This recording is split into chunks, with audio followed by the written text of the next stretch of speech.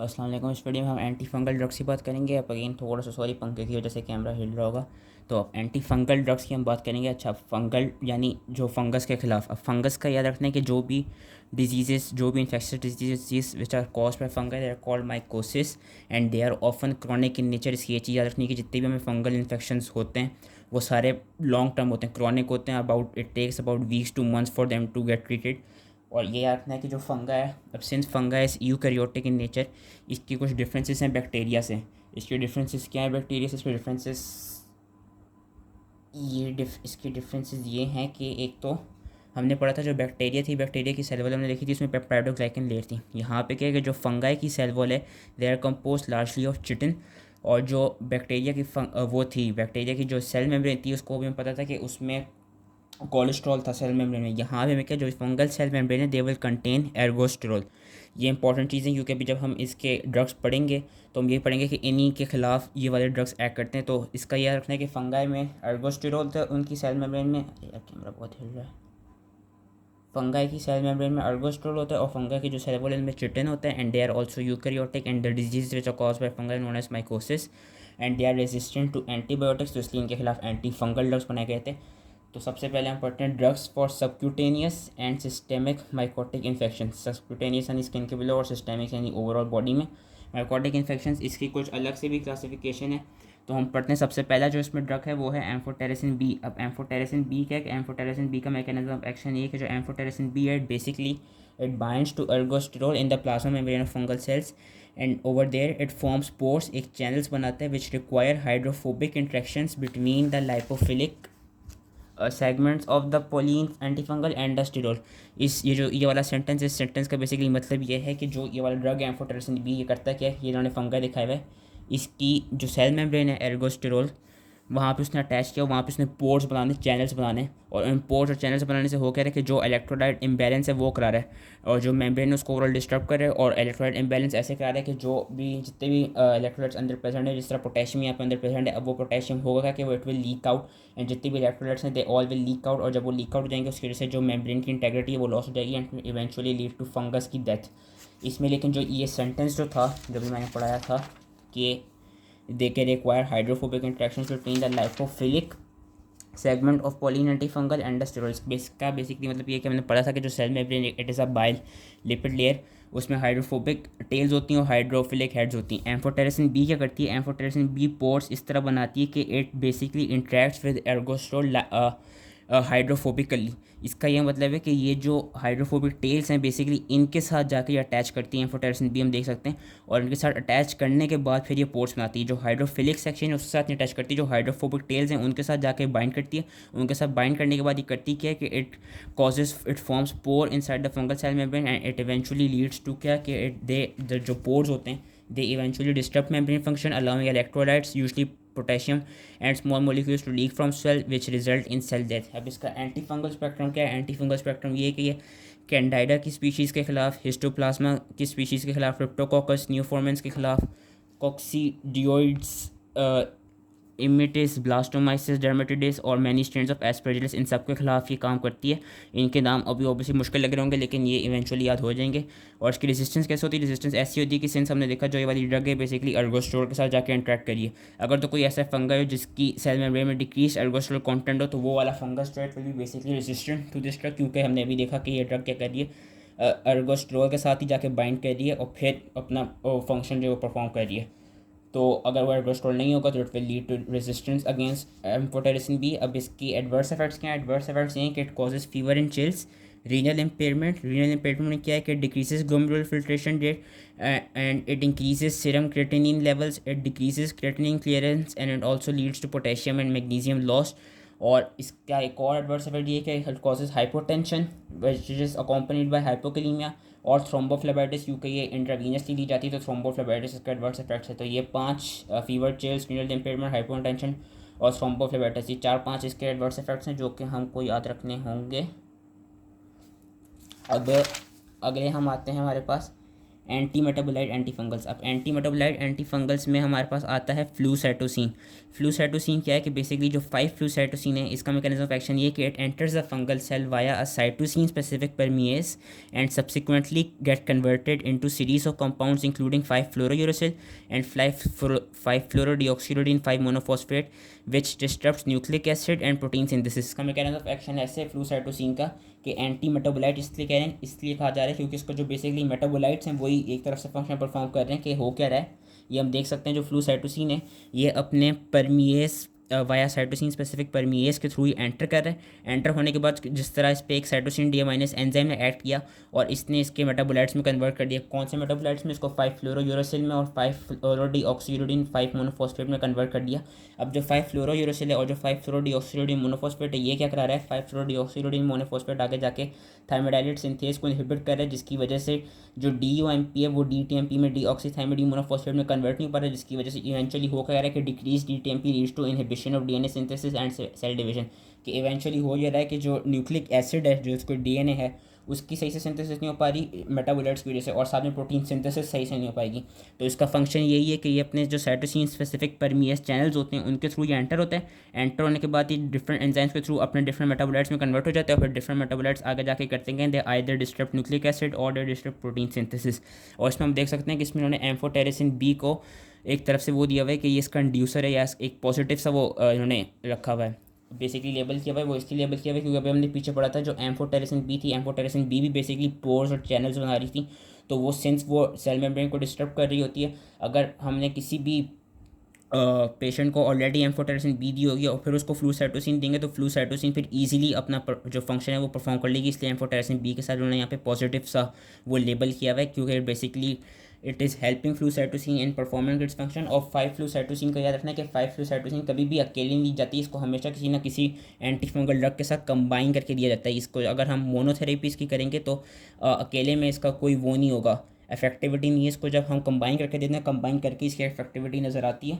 जिस तरह उन्होंने बताया हुआ इसका एंटी फंगल स्पेक्ट्रम क्या है कि it is fungistatic, it's not fungicidal, it doesn't destroy fungi, it is fungistatic. तो इस आगे उन्होंने बताया है कि जब हम इसको आइट्रोकोनाजोल के साथ कंबाइन कराते हैं तो आइट्रोकोनाजोल के साथ कंबाइन कराने से होगा क्या, इट ट्रीट्स क्रोमोब्लास्टोमाइकोसिस। और जब हम इसको एम्फोटेरिसिन बी के साथ कंबाइन करेंगे तो it is use for treating systemic mycosis and meningitis which is caused by ये वाली स्पीशी है क्रिप्टोकोकस नियोफॉर्मेंस एंड कैंडिडा अल्बाइकेंस। इसकी रेजिस्टेंस कैसे देखी जाती है? रेजिस्टेंस ऐसे देखी जाती है अगर तो there are decrease levels of the any of enzymes which help in converting five flucytosine to five fluorouracil and other metabolites के। बेसिकली अगर तो जिस तरह यहाँ पर साइटोसिन डी माइनस इसको उसके मेटाबोलाइट्स में कन्वर्ट कर रहा है, अगर तो किसी भी एंजाइम की डेफिशिएंसी हो जाए जिसकी वजह से 5-फ्लूसाइटोसिन अपने मेटाबोलाइट्स में कन्वर्ट ना हो पाए तो इस तरह हमको रेजिस्टेंस मिलेगी। बेसिकली उन फंगाई जिन फंगाई में ये एंजाइम्स प्रेजेंट ना हो जो कि 5-फ्लूसाइटोसिन को उसके डिफरेंट मेटाबोलाइट्स में कन्वर्ट कर सकें, तो वो वाले जो फंगाई होंगे they will be resistant to five flucytosine. क्योंकि अभी हमने देखा कि जो 5-फ्लूसाइटोसिन है वो और कोई फंक्शन परफॉर्म नहीं करी, बल्कि जो उसके मेटाबोलाइट्स हैं वही इवेंचुअली आगे जाके जो न्यूक्लिक एसिड की सिंथेसिस और जो प्रोटीन सिंथेसिस है उसको इनहिबिट कर रहे हैं।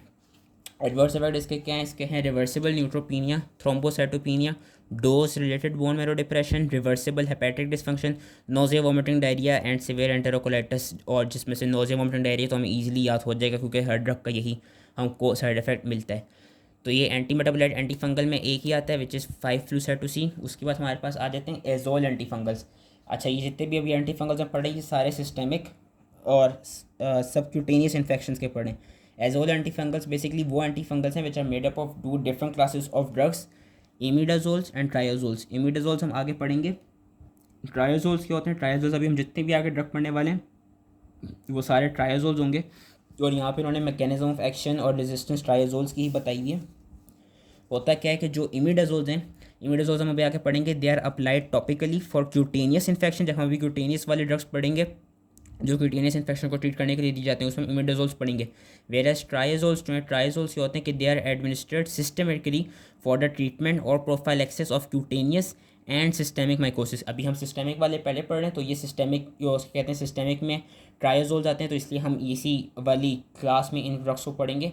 जो ट्रायोजोल्स हैं उसमें क्या कहते हैं, इनका एक जो मैकेनिज्म ऑफ एक्शन है वो ये है कि जितने भी ट्रायोजोल्स हैं they are fungistatic and they inhibit 14 alpha demethylase. अब जब इस एंजाइम को ये इनहिबिट कर देते हैं उसकी वजह से होता क्या कि they block the demethylation of lanosterol to अर्गोस्टेरॉल।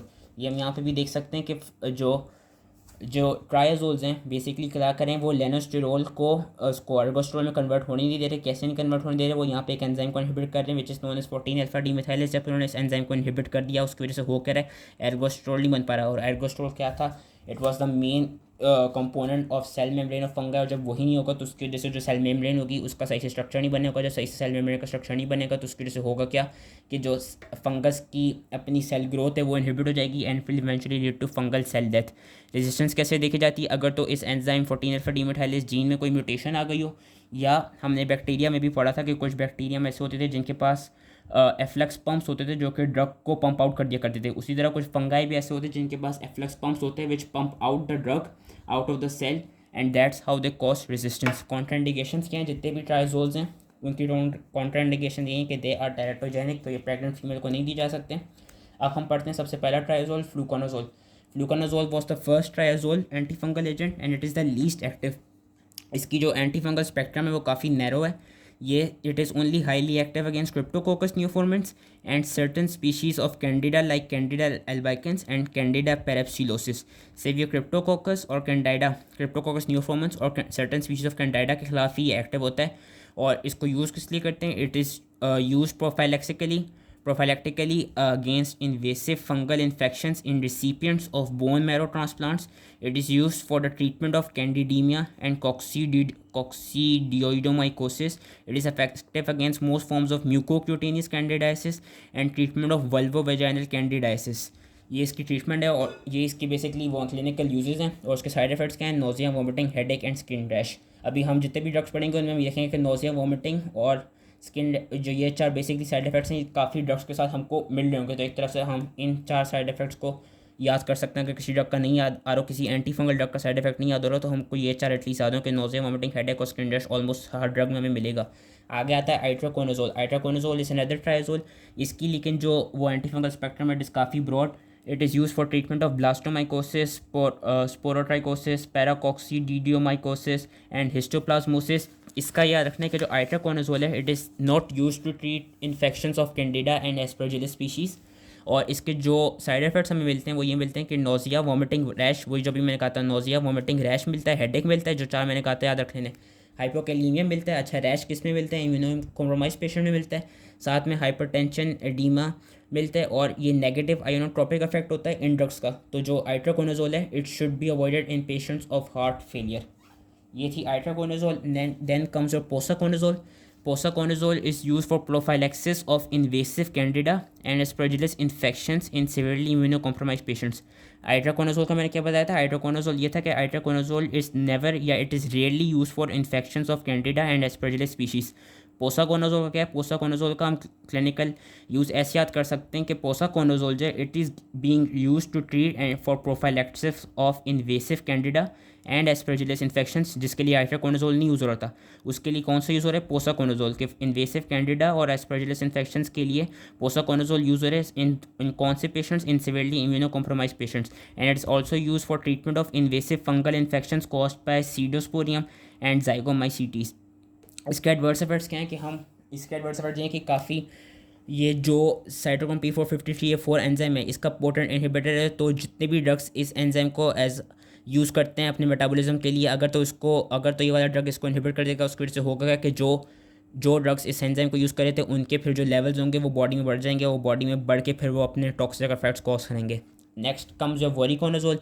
Voriconazole cat is used for treatment of invasive candidiasis and serious infections caused by Pseudosporium and Fusarium species। और इसके भी एडवर्स इफेक्ट्स यही है कि ये भी काफ़ी डिफरेंट साइटोक्रोम P450 एंजाइम्स का इनहिबिटर है, जिसकी वजह से अगेन ये जिन एंजाइम्स को इनहिबिट कर रहा है उसकी वजह से जो भी ड्रग्स उन एंजाइम्स के वो थे, जो भी ड्रग्स उन एंजाइम्स को यूज़ करते थे उनके वो जो लेवल्स होंगे वो बढ़ जाएंगे। जिस तरह यहाँ पे एग्जांपल दी हुई कि साइटोक्रोम P450 को ये इनहिबिट कर रहा है, उसकी वजह से जो ये वाले ड्रग्स हैं उनका मेटाबॉलिज्म नहीं हो पा रहा, तो उनकी जो सीरम कॉन्सेंट्रेशन है वो इंक्रीज़ करिए और फिर वो इंक्रीज़ होकर अपने एडवर्स इफेक्ट्स कॉज करा देंगी।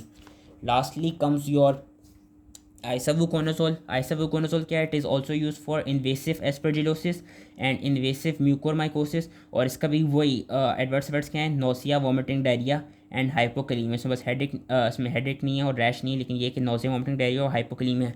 और जो इसका टेबल है, ये टेबल हम आई बिलीव एमसीक्यू के लिए याद रख सकते हैं। इन्होंने सारे ट्राइजोल्स यहाँ पे दिए हुए हैं, इनकी स्पेक्ट्रम ऑफ एक्टिविटी बताई हुई है, इनका रूट ऑफ एडमिनिस्ट्रेशन बताया हुआ है। एक जो एमसीक्यू जो मेरा ख्याल से जो आ सकता है, जो हमें याद कर लेना चाहिए, वो ये कि जो आइट्राकोनाजोल है, आइट्राकोनाजोल वाहिद है जो ओरली दिया जाता है, और आइट्राकोनाजोल ही वाहिद है जिसकी सीएसएफ पेनिट्रेशन नहीं होती। बाकी सबकी सीएसएफ पेनिट्रेशन होती है, और बाकी सब जितने भी ड्रग्स हैं वो ओरली और आईवी के थ्रू दिए जाते हैं। लास्टली जो हमारे सबक्यूटेनियस और सिस्टेमिक इन्फेक्शन के एंटीफंगल आते हैं, जो लास्ट क्लास है वो है एकिनोकैंडिन्स। एकिनोकैंडिन्स में क्या आती हैं? एकिनोकैंडिन्स में हमारे पास आ जाती हैं कैस्पोफंगिन, माइकाफंगिन एंड एनिडुलाफंगिन। जितने फंगिन्स हैं, 3 फंगिन्स हैं, ये एकिनोकैंडिन्स में आते हैं। इनका काम क्या है या इनका मैकेनिज्म ऑफ एक्शन क्या है कि they interfere with synthesis of fungal cell wall by inhibiting the synthesis of बीटा-1,3 D glucan leading to lysis and cell death. अभी हम जितने ड्रग्स पढ़े थे ज़्यादातर एर्गोस्ट्रोल को इनहिबिट कर रहे थे, जो कि सेल मेम्ब्रेन थी।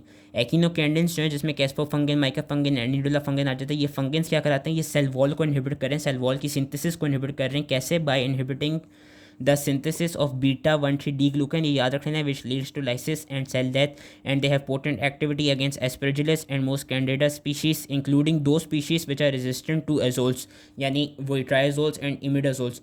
वो स्पीशीज जो इन एजोल्स के खिलाफ रेजिस्टेंट हो, उनके खिलाफ भी जो एकिनोकैंडिन्स हैं, they are relatively very effective. इनके एडवर्स इफेक्ट्स क्या हैं? एडवर्स इफेक्ट्स इन तीनों के हैं fever, rash, nausea and phlebitis. Phlebitis इसलिए क्योंकि ये इंट्रावीनियसली दिया जाता है, और जब हम इसको इंट्रावीनियसली देते हैं तो इसके हमको एक हिस्टामीन लाइक रिएक्शन भी मिल सकता है, जो कि फ्लशिंग होती है, कि हमको रेड सी भी मिल सकती है जब हम ड्रग्स को आईवी के थ्रू देंगे। अब इन्होंने आगे उन ड्रग्स की वो बताई हुई कि किस लिए यूज़ होते हैं। जो कैस्पोफंगिन है, caspofungin is first line option for patients with invasive candidiasis including candidemia, and second line option for invasive aspergillosis. ठीक है, caspofungin first line option for invasive candidiasis like candidemia, and second line option for invasive aspergillosis.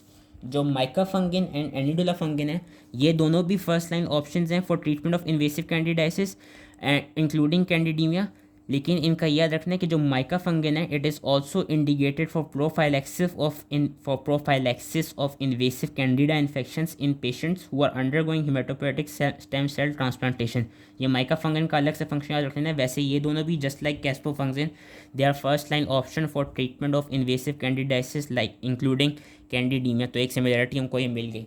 ये सारे drugs थे for subcutaneous and systemic infection. अब हम पढ़ते हैं 2 drugs for cutaneous mycotic infections.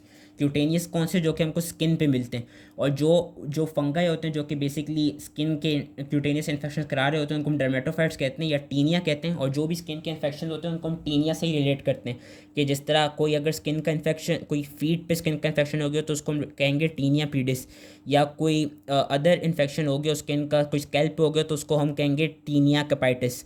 तो टीनिया इसमें बेसिकली याद रखना है। और कौन से फंगाई होते हैं जो स्किन के इन्फेक्शन करा रहे होते हैं? इसमें हमारे पास ये 3 फंगाई आते हैं, ट्राइकोफाइटोन, माइक्रोस्पोरम एंड एपिडर्मोफाइटोन। ये वाले जो फंगाई हैं, ये मोस्टली क्यूटेनियस इन्फेक्शन करा रहे होते हैं।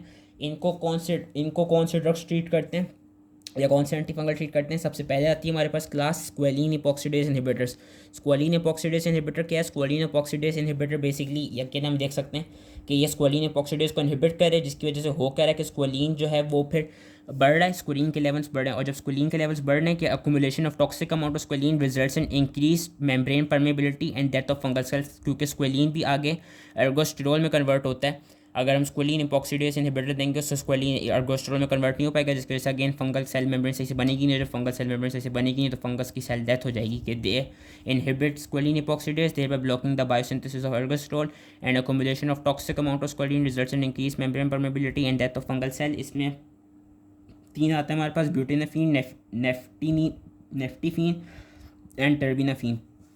टर्बिनाफीन जो है वो ओरली भी दिया जाता है एंड टॉपिकली भी दिया जाता है। जो ओरल टर्बिनाफीन है, it is use for treating dermatophyte onychomycosis.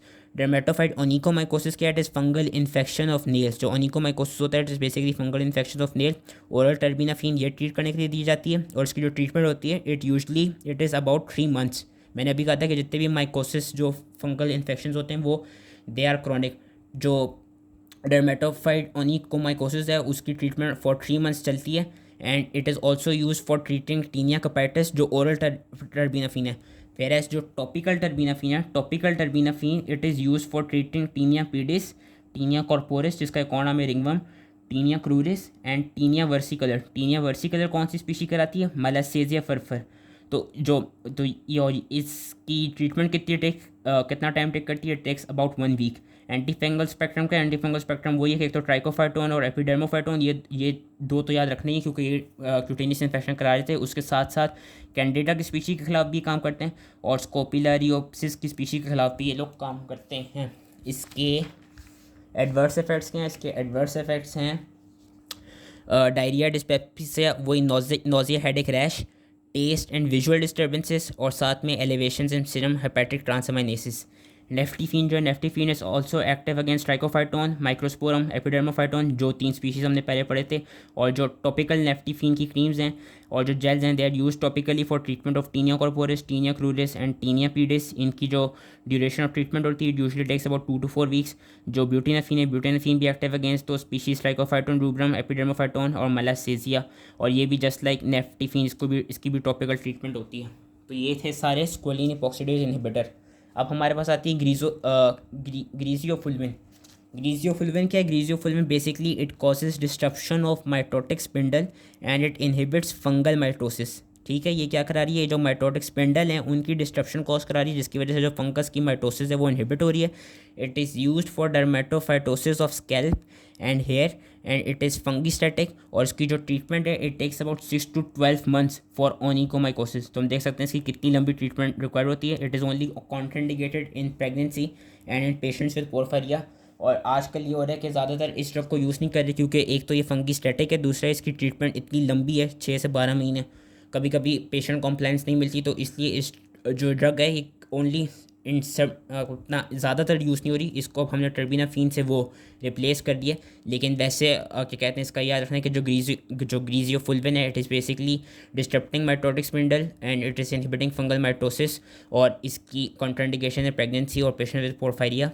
फिर आपकी आती है नाइस्टेटिन। नाइस्टेटिन क्या करा रही है? It is use for treatment of cutaneous and oral candida infections and it is use to treat oropharyngeal candidiasis जिसको थ्रश भी कहते हैं। एंड इंट्रावेजाइनली भी दी जाती है फॉर वल्वोवेजाइनल कैंडिडाइसिस और टॉपिकली भी दी जाती है फॉर क्यूटेनियस कैंडिडाइसिस। फिर हमारे पास आते हैं इमिडाजोल्स। जो हमने पीछे एजोल्स पढ़ी थी कि वो इमिडाजोल्स और ट्रायाजोल्स की क्लास होती हैं। पीछे हमने ट्रायाजोल्स पढ़ लिए थे, अब हम पढ़ रहे हैं इमिडाजोल। इमिडाजोल काफ़ी सारे हैं, उनके एटलीस्ट 3 या 4 नाम तो याद रखने हैं। लेकिन इनके नाम याद रखने का एक इम्पॉर्टेंट जो एक पॉइंट है वो ये है कि जितने भी इमिडाजोल हैं एक्सेप्ट क्लोट्रीमजोल को याद रखना है। उसके अलावा जितने भी इमिडाजोल हैं वो सारे कोनाजोल पे जाके एंड कर रहे हैं। ब्यूटो कोनाजोल, ई कोनाजोल, माई कोनाजोल, कीटो कोनाजोल, ऑक्सी कोनाजोल, सर्टा कोनाजोल, सल कोनाजोल, टर कोनाजोल, टियो कोनाजोल, इतने सारे ये हैं इमिडाजोल्स। इनका याद रखना है कि ये सिवाय क्लोट्रीमजोल के क्लोट्रीमजोल याद रखना है और बाकी कोई भी अपने पसंद के जो भी आपको कोनाजोल अच्छा लगे इन सारे में से उनमें से कोई 3 या 4 कोनाजोल के नाम याद रख लेने। और इसका ये पता होना चाहिए कि they all are topical agents, they have wide range of activity against Epidermophyton, Microsporum, Trichophyton, Candida, Malassezia. They use to treat क्या कहते हैं क्या कहते हैं, they are use to treat many infections like tinea corporis, tinea cruris, tinea pedis, oropharyngeal, vulvovaginal candidiasis. और topically they use is also associated with contact dermatitis, vulvar irritation and oedema. उसके बाद हमारे पास आती है एफिनाकोनाजोल। एफिनाकोनाजोल क्या है? Efinaconazole is a topical triazole antifungal agent which is approved for treatment of toenail onychomycosis caused by Trichophyton rubrum and Trichophyton mentagrophytes। और इसकी जो ड्यूरेशन ऑफ ट्रीटमेंट है वो है 48 वीक्स। अच्छा, इसमें जो एफिनाकोनाजोल है और टावाबोरोल जो है, इन दोनों का याद करने का तरीका मैं ये बता देता हूँ कि जो दोनों ड्रग्स हैं इनका बस मैकेनिज्म ऑफ एक्शन डिफरेंट है। एफिनाकोनाजोल जो है वो ट्रायाजोल है, तो इसका मैकेनिज्म ऑफ एक्शन ये कि 14 अल्फा डीमेथाइलेज को इनहिबिट कर रही है। और जो टावाबोरोल क्या है? It inhibits an amino acid transfer ribonucleic acid synthesis which prevents fungal protein synthesis, की बेसिकली प्रोटीन सिंथेसिस को इनहिबिट कर रही है। दोनों की जो वो है कि जिन फंगस के खिलाफ दोनों की जो फंगल स्पीशीज़ हैं वो एक तरफ से सेम है। ये भी ट्राइकोफाइटोन रूब्रम के खिलाफ और ट्राइकोफाइटोन मेंटाग्रोफाइट्स के खिलाफ इफेक्टिव है, ये भी उन्हीं दो के खिलाफ इफेक्टिव है। और क्या कहते हैं एडिशनली ये साथ में कैंडिडा के खिलाफ भी इफेक्टिव है। ये भी टोर्नल और निकोमाइकोसिस को ट्रीट करने के लिए दी जाती है, ये भी टोर्नल और निकोमाइकोसिस को ट्रीट करने के लिए दी जाती है। इसका भी 48 वीक से ट्रीटमेंट और इसकी भी 48 वीक से ट्रीटमेंट। फिर हमारे पास आता है साइक्लोपिरोक्स। साइक्लोपिरोक्स का याद रखना है कि it is a pyridine antimycotic, it disturbs the synthesis of DNA, RNA and proteins. Trichophyton, Epidermophyton, Microsporum, Candida, Malassezia, इन पांचों के खिलाफ इफेक्टिव होती है। इसको ये रखने के लिए tinea pedis, tinea corporis, tinea cruris, cutaneous candidiasis, tinea versicolor, इनको तो ट्रीट करने के लिए दी जाती है। लेकिन जो इसमें मोस्ट इंपॉर्टेंट चीज़ साइक्लोपिरोक्स याद रखनी है वो ये रखनी है कि जो साइक्लोपिरोक्स है, साइक्लोपिरोक्स शैम्पू की फॉर्म में आता है। It is use for treating seborrheic dermatitis. जो मेन इसकी डिजीज़ जिसको ट्रीट कर रहा है कि जो साइक्लोपिरोक्स है, it is use for treating seborrheic dermatitis. उसके अलावा बाकी जितनी भी टीनियास हैं, टीनिया पीडियस हो गया, कॉर्पोरस हो गया, क्रूडियस हो गया, उन सबको ये जो इसकी क्रीम होती है, इसकी जो जेल होती है, वो टॉपिकली इन सब डिजीज़ को ट्रीट कर देती है। लास्टली जो एंटी फंगल लास्ट ड्रग है वो है टोलनेफ्टेट। और टोलनेफ्टेट का याद रखना है कि it distorts the hyphae and stunts mycelial growth in susceptible fungi like Epidermophyton, Microsporum, Malassezia, and it is also use to treat tinea pedis, tinea cruris, tinea corporis. जो टीनिया पीडिस, क्रूरिस और corporis हैं, एक तरफ से हमको almost हर उसमें मिल ही रहे हैं। इस कंडीशन में भी मिल रहा है, इस वाली ड्रग के साथ भी मिल रहा है। और भी पीछे हमने काफ़ी ड्रग्स पढ़ी थी, जो टीनिया, जो पीडिस, क्रूडिस और कॉर्पोरिस है, इनको भी हमने एक तरफ से याद रख लेना है। So that was it all related to anti fungal drugs. I hope इस समझ में आ गया। और सॉरी अगर मेरा कैमरा ज़्यादा हिल रहा हो, एंड थैंक यू।